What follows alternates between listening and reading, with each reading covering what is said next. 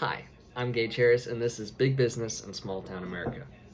As times change, people move and grow. Nothing is stagnant over time, not even small towns we grew up in.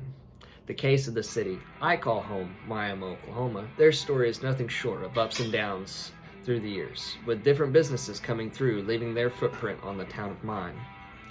Everything from chat, which is mineral, pulled up from the ground and left up there in mountains of high, to tires being burned all across the nation through B.F. Goodrich, and bullets being sent a world away during World War I and World War II.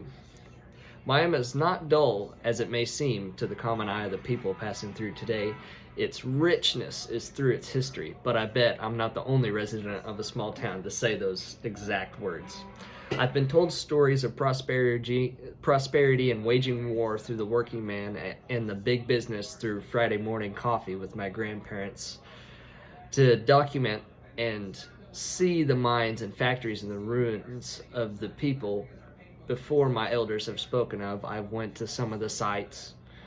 Today, it baffles me the importance this corner of the state has had over the years. It's been ever-changing. My intention in telling you all this is to bring to light the effects of big business and how it comes to shape and leave a hole, one that needs to be filled in a town like my own to watch and grow again. The primary business of this place were two in particular: Pitcher Mines and B.F. Goodrich Tires. The effects of these businesses made on small town America here growing to an extent I don't think anyone really thought they'd ever reach. Starting with George Coleman's Commerce Mining Company, later sold to Eagle Pitcher, what it later to be known to many, made millions and gave working jobs to the hard-nosed, blue-collar man willing to get covered in mineral and dust over the years. They made lithium batteries, bullets, and made roads for mineral ranging from North Miami to the other side of Carthage. They said that you could drive a car all the way from North Miami to Carthage underneath the ground and never see the light of day.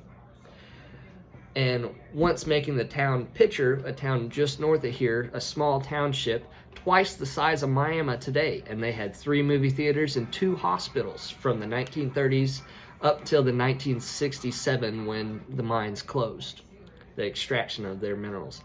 As B.F. Goodrich, for Miami's sake, after the mines were starting to leave, many found the tire company in Miami as a safer and better paying job than the mines, falling in and constantly having problems and getting hurt.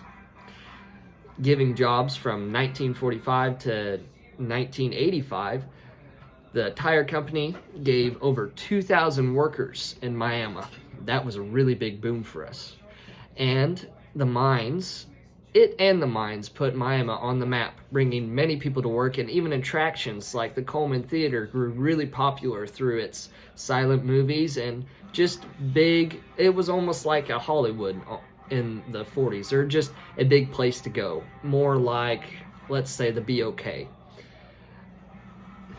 It brought many department stores like JCPenney, Sears, big ones, all to Little Miami during its peak, and even brought infrastructure for an ice company, British flyers training during World War II to send more trained pilots and have a safe place for them to learn over here, and paved the way for many more small businesses in the very boom of our own NEO A&M College.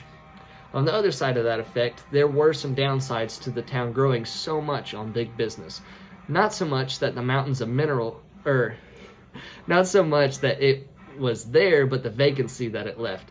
Later, after the mines closed in 1967, they left mountains of minerals stacked high above the ground being toxic. Later, Pitcher, Oklahoma, had the government stepping in, buying out people's homes after it was made the nation's #1 Superfund site of hazardous waste in our nation, and people were living amongst it. Today's Pitcher's residents is few and far between, and the existence of the town on the map is no more after 2013. In the case of Miami, B.F. Goodrich often dumped many 55-gallon drums of benzene into the concrete, thinking it was harmless, leaving a plume underneath the city and slowly working its way through town and toward the river. Not only that, but after the working man left, the population dropped. The big business department stores left many residents depending on going to Joplin for groceries, and many working men without work.